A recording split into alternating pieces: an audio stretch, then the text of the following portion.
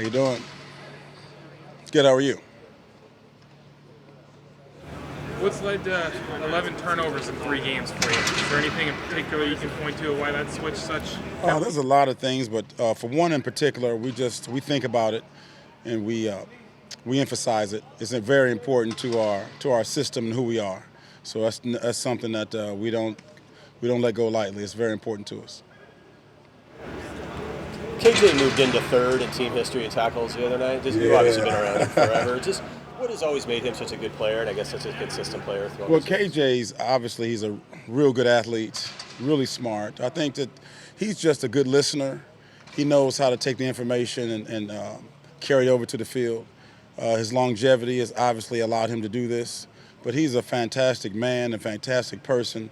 To combine that with his ability to think and play well, that's a combination that you're always looking for in a linebacker and a football player. Do you remember what stood out to him, or what stood out to you about him when you first saw him, first time he walked in the Well, door? his size and his way of thinking and his ability to diagnose plays really fast. He's a natural in seeing a play and knowing how to defeat it. He's real sharp and natural when it comes to that.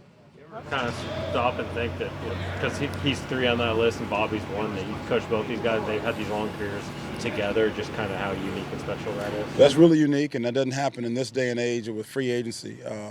But it's just a testament to their longevity, their ability to take care of their bodies. I think that today's athlete is real concerned about the rest and how you look after themselves, and those two are really detailed in their routine, how they rest, how they take care of themselves, and they're really serious about football. They're very passionate about what they do.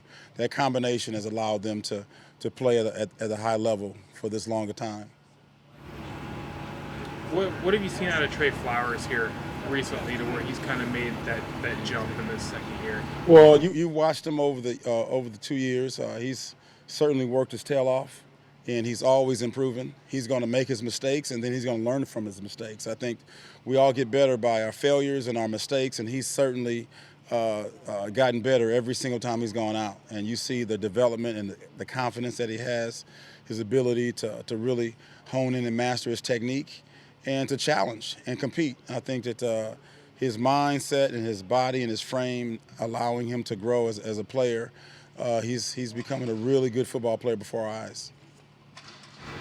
When you look at the Rams, they maybe had a little bit of offensive struggles, and then that big game last week. What do you see out of that offense? Well, the Rams have always been very effective, really, really good football team. The receivers, the quarterback, the running back, really good skilled players, very explosive. That's the team that we know. They've always played us extremely well, and we've always had to compete our tails off just to be in the game. So we're expecting their very best. We have a lot of respect for them.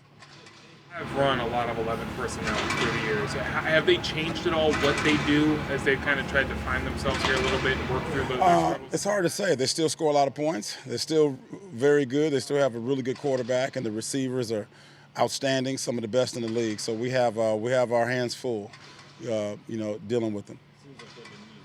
Maybe a little bit more lately.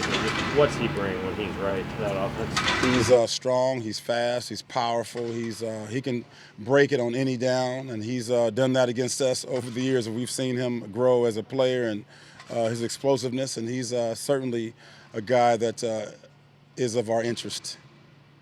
The long touchdown pass the Vikings got, obviously just a blown coverage, but is there, a teaching point from that this week and all going forward? Yeah, don't let that happen again. Let's have better communication, and let's learn from that situation. I think that anytime you play a multiple of coverages like we do, you're going to have those type of situations, but then you use those to learn from. You play, you win, and you learn. And I think that the group has really learned about that. We've talked about it all night, all today, so it's something that we've gotten better from. Do you think this is a matchup that might favor Ugo in the slot, or do you think the team stays there? I'm not going to get into game plan stuff. How do you feel like the team has played the last 2 weeks? Well, at 4th and 3, he was outstanding. Very happy with how he stepped up and played. He's been kind of in the background the entire year, and his opportunity came back up, and the most important thing is when your opportunity is up, to be ready. And he stepped up, and I think the plays that he made should really build his confidence and our confidence in having him out there. Anything else? Thanks, Coach. Okay, thank Thank you. you.